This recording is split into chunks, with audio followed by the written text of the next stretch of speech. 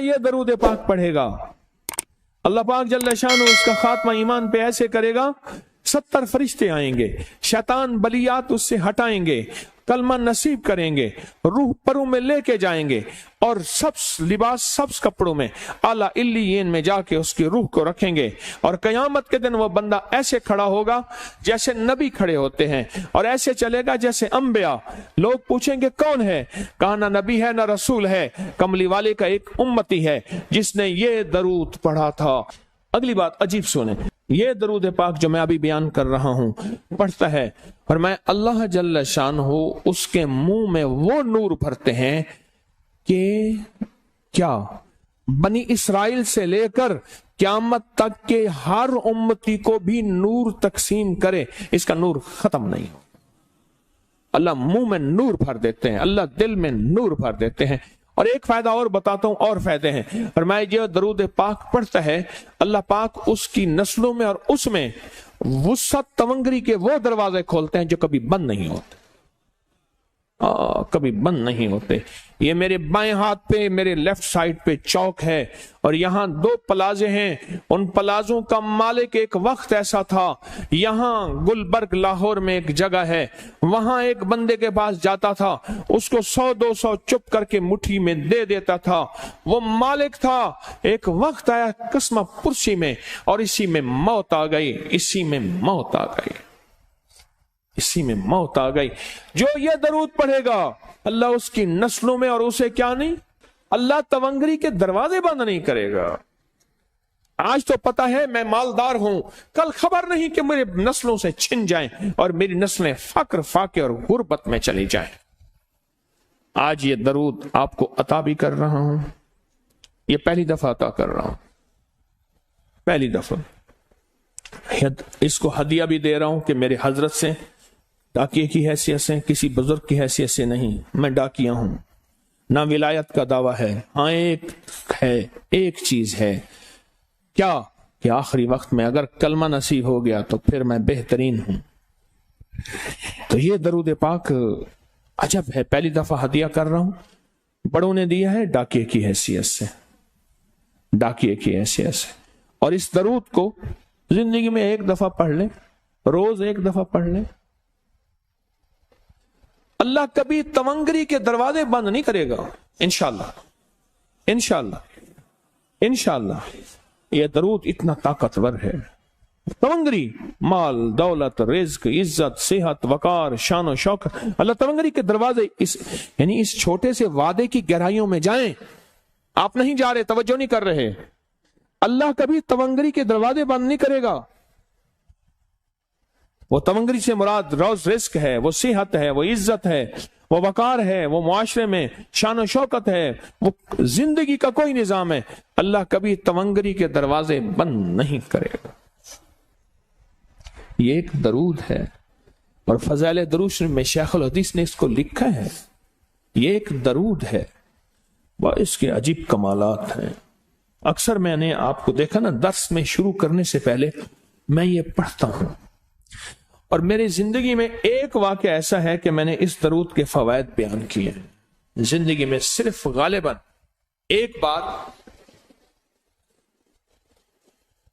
اس درود پاک کے فضائل، برکات اور کمال بیان کیے ہیں، شاید ایک دفعہ۔ عجب درود ہے، اللہم لک الحمد کما انت اہلہ، اے مولا میں تیری حمد کرتا ہوں جتنا تو اس کا اہل ہے۔ اللہ کی اہلیت کتنی ہوگی، اللہ کی عظمت کتنی ہوگی، اللہ کا وقار، اللہ کی شان و شوکت، اللہ کا غلبہ کتنا ہوگا، کوئی گمان کر سکتے ہیں؟ فصلی علی محمد کما انت اہلہ، اور سلام بھیجتا ہوں، درود و سلام بھیجتا ہوں محمد پہ جتنا وہ اہل ہیں، جتنا ان کی عظمت ہے، جتنا ان کا وقار ہے، جتنا ان کی شان شوکت ہے۔ وَفَلْ بِنَا مَا أَنْتَ أَهْلُهُ، پھر تکرار کر رہے ہیں، إِنَّكَ أَنْتَ أَهْلُ التَّقْوَى وَأَهْلُ الْمَغْفِرَةِ، آپ سے بڑا تقوی والا کون ہے، آپ سے بڑا مغفرت والا کون ہے۔ یہ درود پاک جب بندہ پڑھتا ہے، میں نے اس کے فضائل بتائے تھے، اس کے کمالات بتائے تھے، آج میں اس کے صرف 2-3 فضیلتیں بتاتا ہوں، پھر ہم اس کو مل بیٹھ کے پڑھتے ہیں۔ فرمایا جب یہ بندہ درود پاک پڑھتا ہے جب اس کی موت کا آخری وقت ہوگا، موت کی آخری ہچکی کو ذرا غور سے سن، موت کی آخری ہچکی کو ذرا غور سے سن، زندگی بھر کا خلاصہ اسی آواز میں ہے، زندگی بھر کا خلاصہ اسی آواز میں ہے۔ جو بندہ فرمایا یہ درود پاک پڑھتا ہے، یہ درود پاک، موت کے وقت اللہ جل شانہ 70 فرشتے ایسے بھیجتے ہیں جو اس سے آفات بلیات شیطان کو دور کرتے ہیں، جنت سامنے کرتے ہیں، رحمت سامنے کرتے ہیں، اس کی روح پھڑکتی ہے اور اس کی روح کو کلمہ نصیب کرتے ہیں، دیدار مصطفیٰ کراتے ہیں، اور فرشتے اپنے پروں میں لے کے اللہ کے حضور جاتے ہیں اور اعلیٰ علیین میں اس کی روح کو رکھ دیتے ہیں۔ ایک فائدہ چاہتے ہو خاتمہ ایمان پہ، اللہ میرا کر دے، اللہ آپ کا کر دے، ساری زندگی کا کھٹیا وٹیا، ساری زندگی کا نچوڑ۔ اس دن ایک جگہ گیا، بہت بوڑھا آدمی، بہت بوڑھا آدمی، مجھے کہنے لگا ابا جی کو سمجھائیں۔ ابا جی سے نماز گئی، ابے سے تسبیح گئی، سارا دن اس کے ساتھ غیر محرم کے ساتھ سارا دن موبائل پہ ابا لگا ہوا ہے۔ ابے کو آپ ہی سمجھا دو۔ ابے کی جو پینشن آتی ہے 50,000 سے زیادہ، وہ بھی وہاں لگی ہوئی ہے اور سب کچھ ختم ہو گیا۔ ابا بالکل نہ ملک ملک اتے مال دے، نہ زال دے، نہ بال دے، ہر دم خدائی خیال دے۔ پتہ نہیں کہاں کہاں ابا گھوما ہوا ہے، اور کچھ ہی دنوں کے بعد اسی حالت میں ابے کی موت ہو گئی۔ اللہم لک الحمد کما انت اہلہ فصل علی محمد کما انت اہلہ وافعل بنا ما انت اہلہ فإنک انت اہل التقوی واہل المغفرہ۔